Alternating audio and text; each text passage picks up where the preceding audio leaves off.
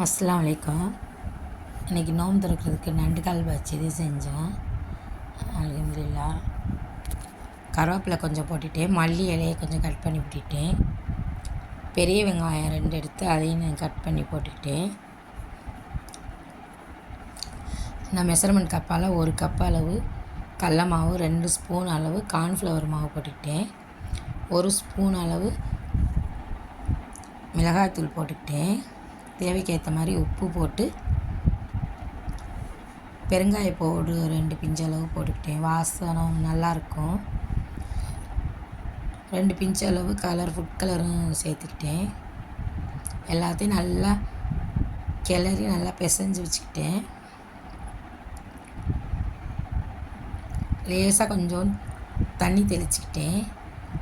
இப்போ எண்ணெயில் எல்லாமே பொரித்து எடுத்துக்கிட்டாச்சு. அல்ஹம்துலில்லாஹ்.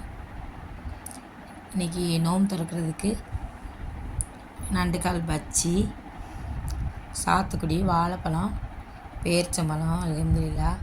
உங்களுக்கு பிடிச்சிருந்தா லைக் பண்ணி, ஷேர் பண்ணி, சப்ஸ்கிரைப் பண்ணி சப்போர்ட் பண்ணுங்கள்.